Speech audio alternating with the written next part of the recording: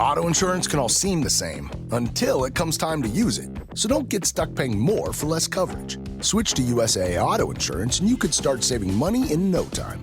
Get a quote today. Restrictions apply.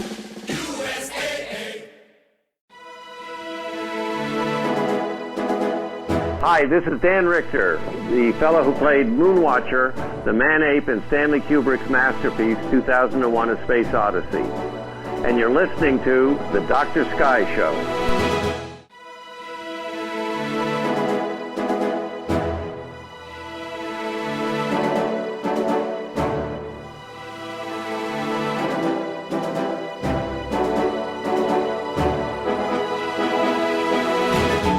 Welcome once again to the exciting program that you tell us you like so much, the Dr. Sky Experience, exclusively here on Talk Radio 77 WABC.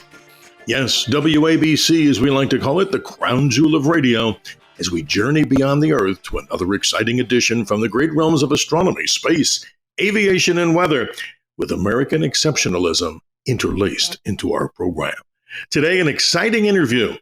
Back in April of 1968, Stanley Kubrick's epic film, 2001: A Space Odyssey, appeared first in New York City to rave reviews. And today, we're privileged and honored to speak with Dan Richter, the man in the ape suit, as we begin, of course, with this great epic, 2001: A Space Odyssey, here on the Dr. Sky Experience. Today, ladies and gentlemen, a very special treat. For the next 30 minutes or so, we'll be speaking with Dan Richter, who toured the United States in the early 1960s as a lead performer with the American Mime Theater. In 1966, Stanley Kubrick hired him to choreograph a star in the 2001's The Dawn of Man sequence. Later, Richter spent 4 years working with John Lennon and Yoko Ono on such film and music projects as Imagine. The topic of his next memoir, he now lives in Southern California, where he is a film industry executive. And it's a privilege and honor to have Dan Richter, author of Moonwatcher's memoir, A Diary of 2001: A Space Odyssey, as our special guest today. Welcome, Dan. Hi, Steve. How are you? Hey, doing great. You know, I just read your book from cover to cover, and I really welcome, that is, all the listeners of the Dr. Sky Show to follow and pay particular attention to what I consider to be one of my favorite all-time science fiction movies. And still, according to many, as you know, Dan, still, and I quote, the grandest of all science fiction movies, Stanley Kubrick's, in many cases, epic movie, one that I grew up with when I first saw it in 1968. But before we begin about the movie, tell us a little bit about yourself and talk to us about what a mime does. I find this to be so fascinating. Well, most people today think of a mime as a guy standing on the street like a statue or doing a version of Michael Jackson's Moonwalk. But mime is a great tradition of silent acting, and it's been done in many different ways in different countries. You probably best know the Marcel Marceau, sort of the French tradition with whiteface. But my background was, I studied with a fellow named Paul Curtis, who founded the American Mime Theater in New York, and much of what we did was based in using method acting and extending those strong, real feelings into large movement and creating characters and situations that basically existed without words. It was that kind of work that I had done and the research I did later in Japan with the No and Kabuki theaters that interested Stanley Kubrick in my ideas. And basically, what I was able to do as a mime was to bring to life man-apes from 3-4 million years ago, and try to turn them into real beings that had actual feelings and thoughts and reactions and sense of character.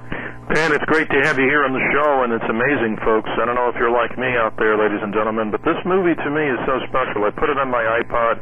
I have as a screensaver here, Dan, the eye, as we call it, of hell, the magical computer in this movie, but I never thought in my lifetime I would have the privilege and honor of speaking to someone who obviously takes us from the dawn of man, literally, to when we move out into space.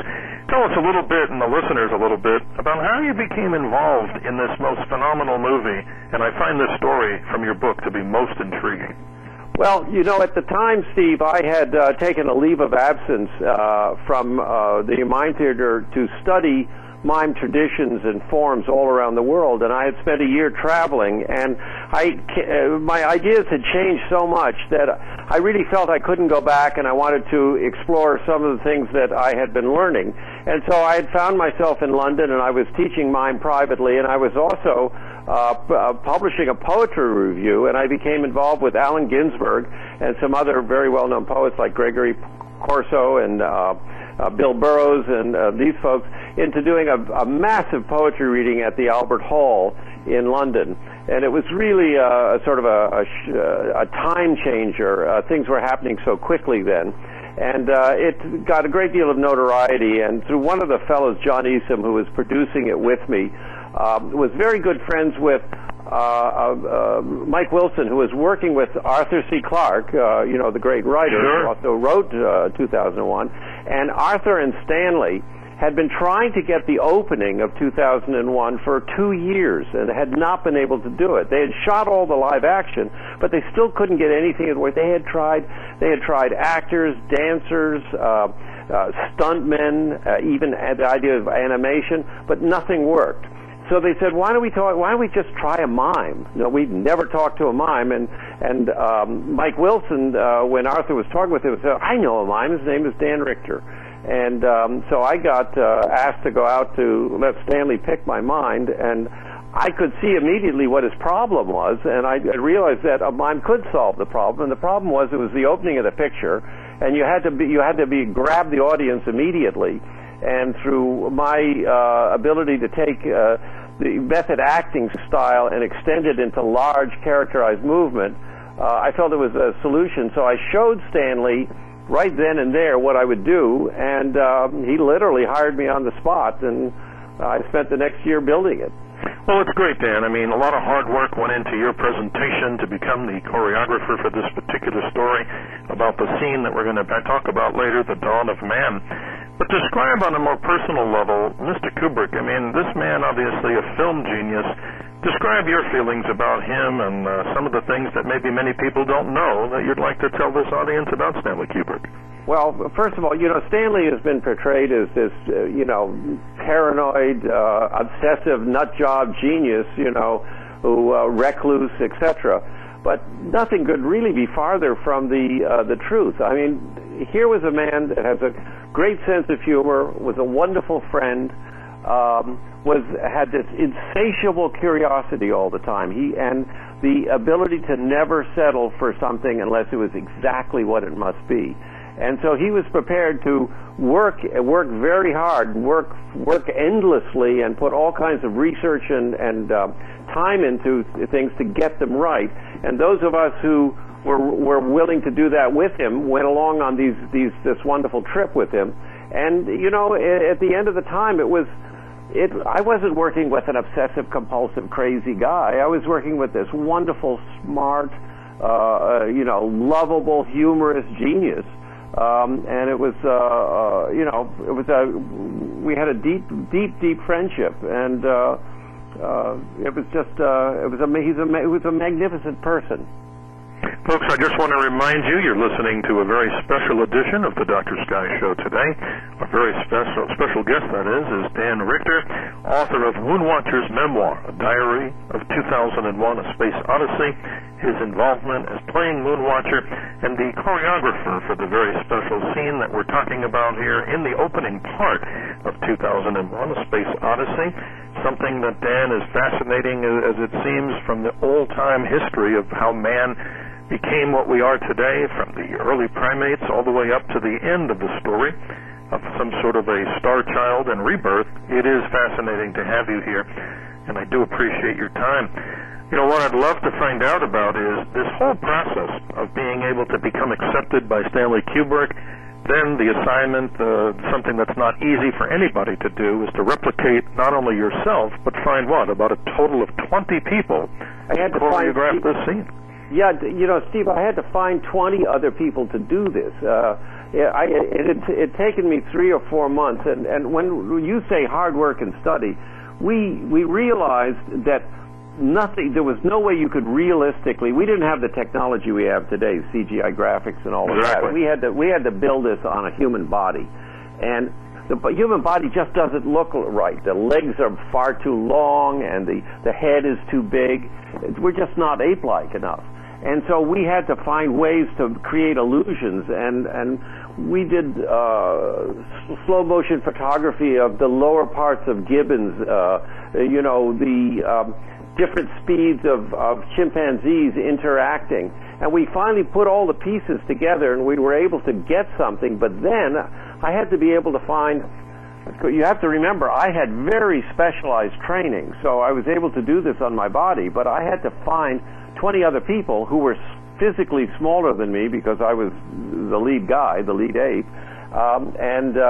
we estimated we must have looked through at least 40,000 people if you could include all the lists we went through. It's amazing. Long distance, every long distance runner in every high school or high school level in England. Every dancer we could find. We had open auditions, cattle calls, if you will, at Covent Garden over and over and over again, where there'd be rows and rows of people would come and stand, and I would first have to just sort them out by body type.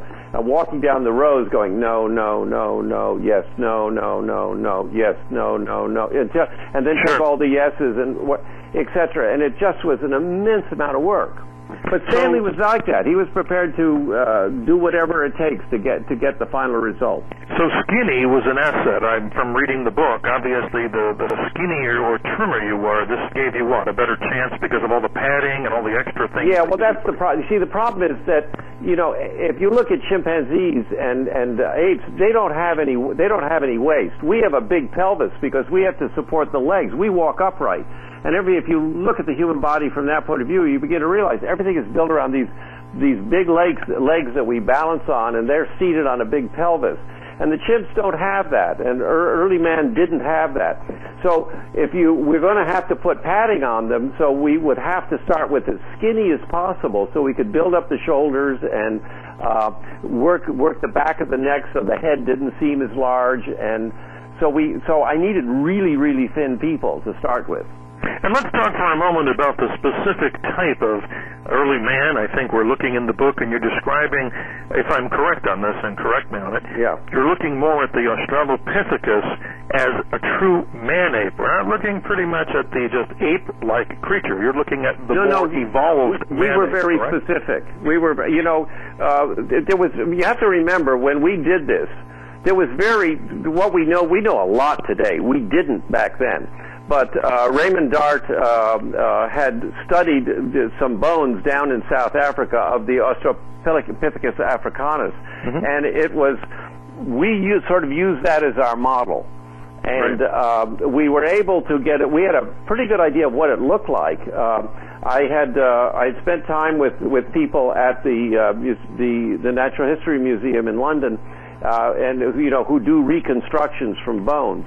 And so we had a pretty good idea of what we were trying to get to, but we knew it had much shorter legs, much smaller pelvis, longer arms, a smaller head, etc. But we were trying to do an Australopithecus africanus. It's very interesting. And just to remind people about filmography, of course, with, as you know best, from Stanley Kubrick, this particular movie, 2001: A Space Odyssey, 1968 release, was sandwiched in between Dr. Strangelove and Clockwork Orange, if I'm correct. That's correct, yes. So this man never stopped. I mean, he starts off, I'm looking at the filmography, I mean, we can go way back to 1950, but movies that a lot of people probably remember, of course, Spartacus, Lolita, as I mentioned, Dr. Strangelove. Then, of course, moving into the 80s, The Shining, Full Metal Jacket, and Eyes Wide Shut. These are some of the greatest movies that the entire world has ever been able to. Oh, you include Paths of Glory and Barry Lyndon in there, too. Absolutely. I mean, this, and what's so amazing about Stanley is these movies are so different from each other. This man was able to, he would embrace a genre and take a look. Like, he looked at 2001. You have to understand, before 2001, it was all Flash Gordon, you know. It was, that looked like a firecracker spouting out the back of a toilet tissue tube with as that was the rocket. You know? Very amateur. Yeah, very much so, and because nobody could do the technology wasn't there yet to be able to do it. There had been, I guess, the War of the Worlds, a few things like that, but it was all B-movie, basically. Right, like the movie, as you describe in the book, Things to Come. Obviously, he didn't want his movie, even though there were some good parts about William Cameron Menzies' movie in '36, he wanted the cutting-edge technology of the time to look like what we think of today. Well, that's why he worked very closely with NASA and with many of the corporations that were providing things for NASA and for the space industry, so that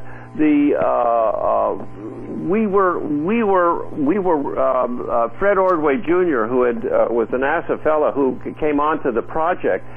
They were looking at everything from the same way the people at NASA would look at things. They were trying to bring a truth to it, and you have to understand is we didn't have any of the stuff we have today. The idea of computers, we didn't have it. Everything, many of the shots were literally done in the camera by taking a shot with masks and with black velvet backgrounds, winding them back, and then reshooting them with a different model in front of it over and over again. And it's fascinating.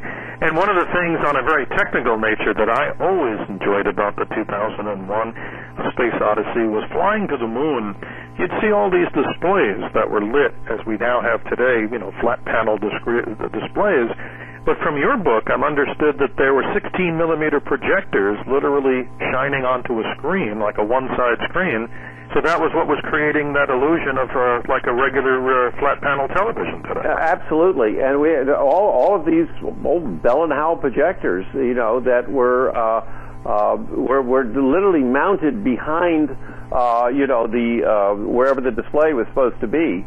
And they worked. Well, folks, we're having our special interview today. I very much appreciate Dan Richter's time. He is literally the man-ape that you see in the epic Stanley Kubrick film 2001: A Space Odyssey. In the opening sequence, a rather lengthy sequence, setting up, in my opinion, a fascinating but still very, very, sometimes I think, difficult movie, Dan, to understand. What's basically the story, in your opinion, behind the monolith? I have to ask about that. Well, the thing is, Steve, is there was a very specific story, a very clear story. Mm-hmm. Stanley chose to make it very, very misty and very, very abstract. But the monolith, basically, it comes from a story that Arthur wrote called The Sentinel, where these creatures are going through space trying to find other sentient life forms that they can communicate with, and they finally find some very primitive life form on a planet, but they realize it'll take millions of years before that life form has evolved far enough so they can actually communicate with them. So they leave a sentinel to send a signal. And so that was the basis of the idea. The idea of the monolith is the first time we see it, the monolith puts the idea in my head to start killing. The idea, the concept is that once these early men start to kill, they will begin to dominate and they will rise and evolve into man. Once they've reached the point where they can get to the moon, they will sense the new monolith on the moon, which is buried, and there's strong magnetic signal, so they'll sense it.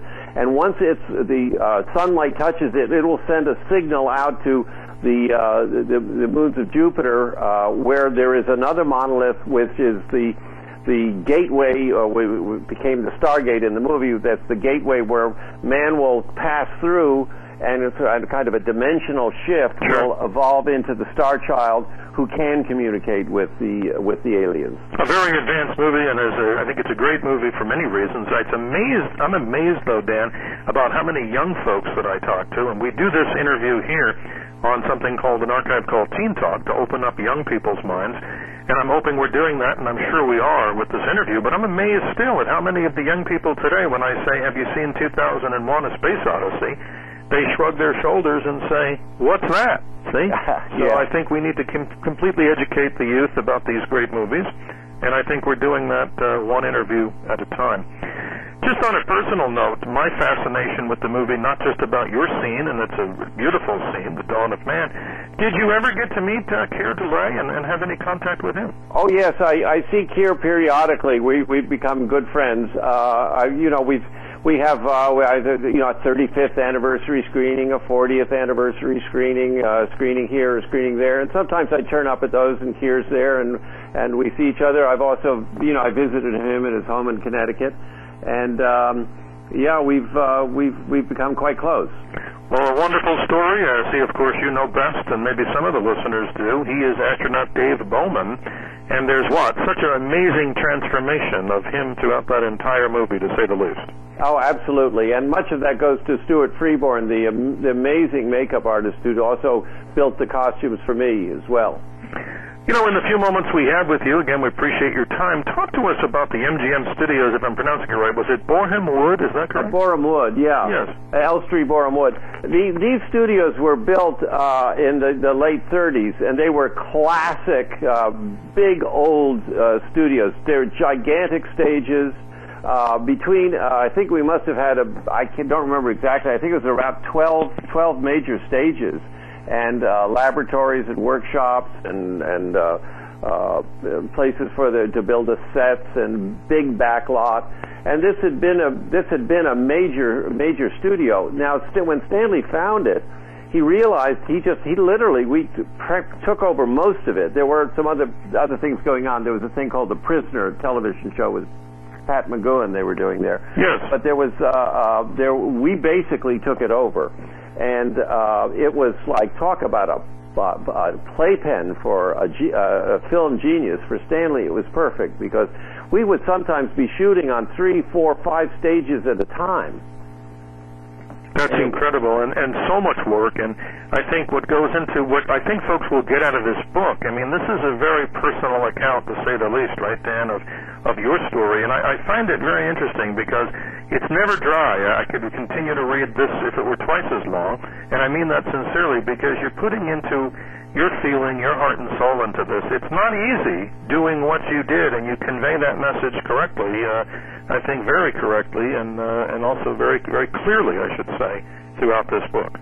Well, thank you, Steve. I mean, one of the things is that when Stanley died, I realized that I was the last person who really knew how we had done all these wonderful and amazing things. And with the encouragement of Arthur Clarke, I decided to write it because I wanted to tell people this story, which I think is one of the most amazing stories in film history, is how you build a really great moment, how a great moment was built.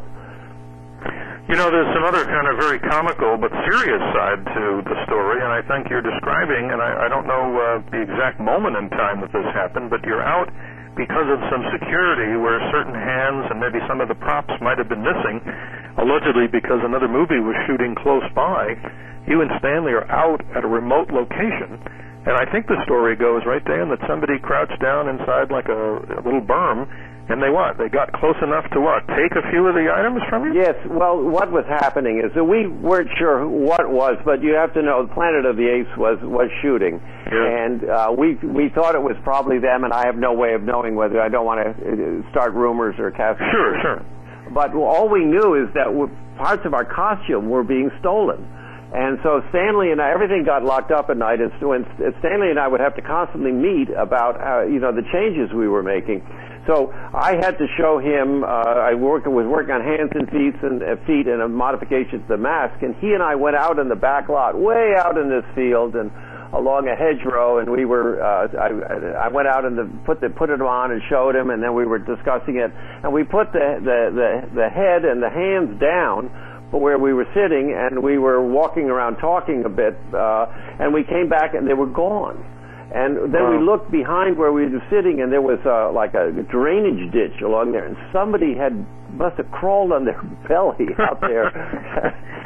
And back while we were out talking, had grabbed these things and crawled away with them. That's incredible.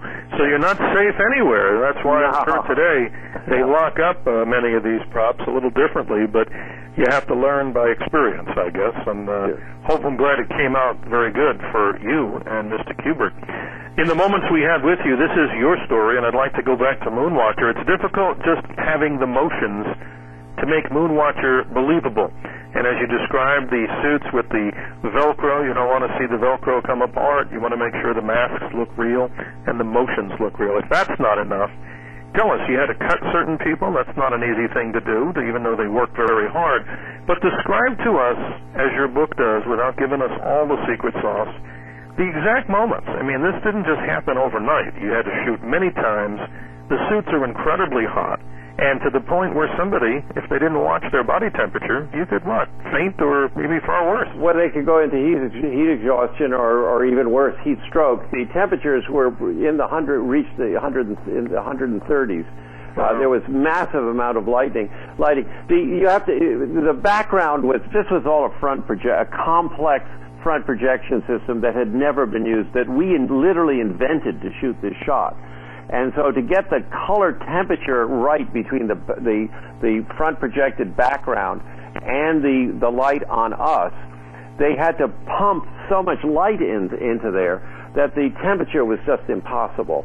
We had nurses on the set, a doctor on call. We had compressed air, which they'd shove tubes into us the minute Stanley said cut, and ventilate the costumes and take the helmets off.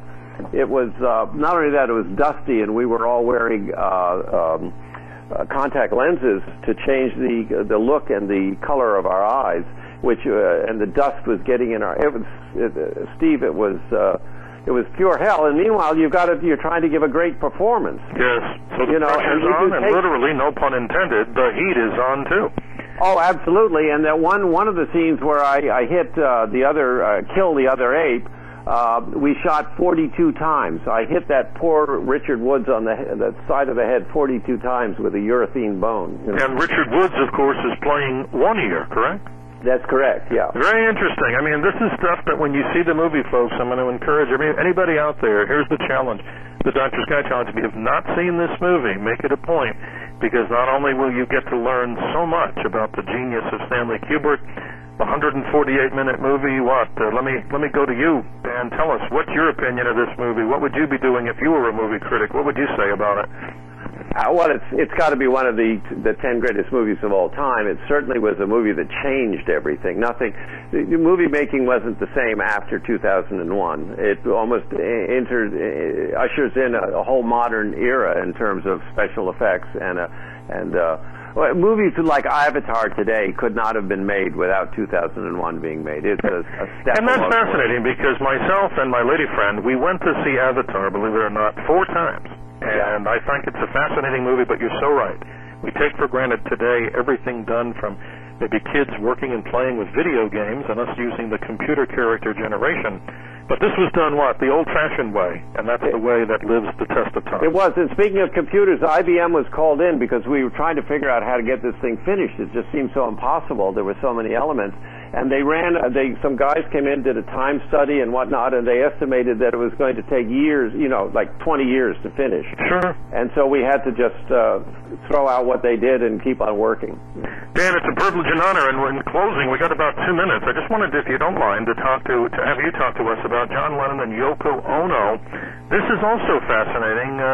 What can you share with us in that short time about your experience? Well, very briefly, Yoko and I had known, when I was studying the theater in Japan, Yoko and I had met. She was doing performances there, and I was doing performances. We had become very close friends. And later on in London, she and her then husband and me and my wife, we had apartments side by side. And when Yoko's marriage fell apart and she met John and they fell in love, they wanted us to help them work.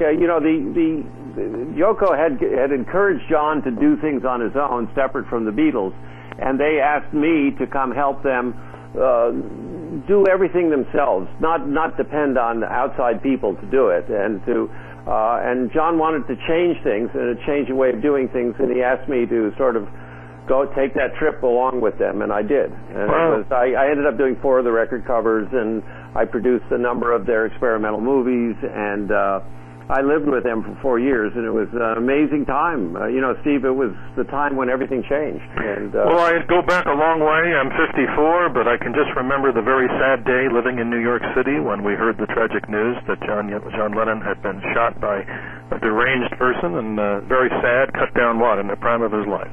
Absolutely. He had so much yet to give and so much living to do, and he had such a new young son, and he had found a kind of happiness at that point that had eluded him for many years before. It was a terrible tragedy, not only for the world, but for him personally and for the family.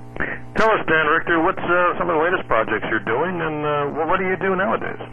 Well, I've pretty much retired now. I've written a book about those periods, the period of the years with John Yoko, which hopefully I'll get a publisher from and get out one of these days. But I'm doing a lot of mountain climbing now and rock climbing. If you can believe a 70-year-old ex-mime, hanging from ropes on walls in Yosemite. That's me. Well, Dan, I think I have a lot of confidence after seeing what you did in 2001: A Space Odyssey, taking us through the dawn of man as Moonwatcher. I would have no doubt that that's probably the next generation for Dan Richter. And with that, Dan, I want to thank you so much for being a guest on our show today. Dan Richter, Moonwatcher's memoir, Diary of 2001: A Space Odyssey. He is Moonwatcher, playing one of the great man-apes, one of the great movies of all time, Stanley Kubrick's 2001: A Space Odyssey. If you've not seen this movie, ladies and gentlemen, see it again, because each time, Dan, I think you can tell us, I come up with kind of like a different set of questions every time I watch it, correct? Absolutely. Tom Hanks was telling me he's seen it over 55 times, and he's still discovering stuff. That's fascinating. It's been really great talking to you, Steve. I want to thank you for being our special guest today on the Dr. Sky Show. Great guest, ladies and gentlemen, from the realms of astronomy, space, aviation, and weather. And as with Dan Richter, many different celebrities from, of course, movies and, of course, music, as we continue to open up young minds and all of our minds. And don't forget, as Dr. Sky reminds each and every one of you, always remember to keep your eyes to the skies. And I think, Dan, you would agree with that, right? Absolutely. Thank you so much, Dan Richter.